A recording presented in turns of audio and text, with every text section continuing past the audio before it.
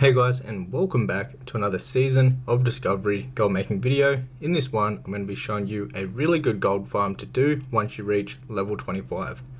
So the professions that I'd recommend to increase the amount of gold when doing this farm is skinning and also mining. So the item that we're mainly going to be after drops from a rare. So the item is the Jurassic wrist guards. As you can see, these are going for minimum 65 gold on my server. Now this is for a good reason. They're actually pretty BS for rogues and also for feral druids. So that is why the price is so good and why you can sell these so easily for a lot of gold. So this is the rare mob that is going to be dropping these, and it has over a 50% drop chance on the wrist guards. The farm is located in wetlands at this location right here, inside of the cave, right at this location. So you want to head over to here, and now what you're going to be doing is you're going to be spamming this macro. So this is a target macro, and it basically just says tar, which is short for target, and then the name of the rare mob. You want to be spamming this while you're just farming the regular raptors that are inside of this cave. Now how you're going to make steady gold from this is just by killing the normal mobs.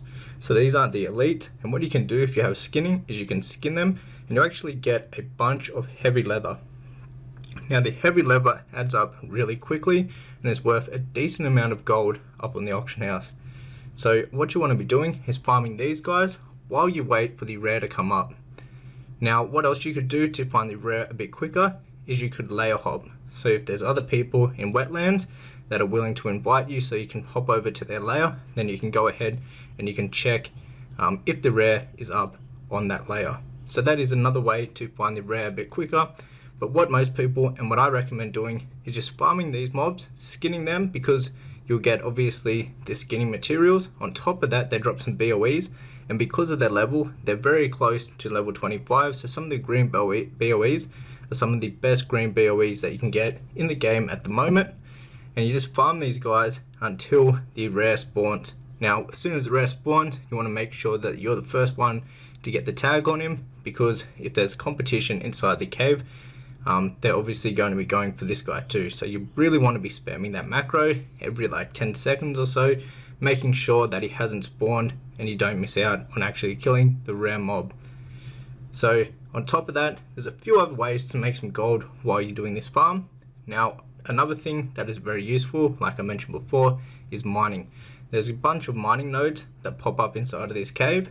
So while you're running around farming the normal raptors and waiting for the rare to spawn, what you can be doing is also mining. This will increase the steady gold, and then obviously the other steady gold is going to be coming from skinning the normal mobs.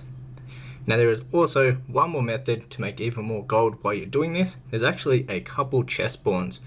So while you're running around doing all these things, you want to keep your eye out for any chests, because inside the chest you can make a bunch of gold from a bunch of different sort of materials and also some BOEs that are inside the chest.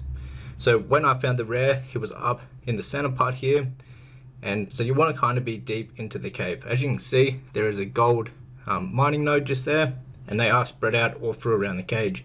Now on top of this, these guys are around level 28, 29, so I would recommend coming here only once you're level 25 and you have a decent amount of gear, because if you're a bit under geared, these mobs actually can do a bit of damage, especially if you accidentally pull like 2 to 3 of these.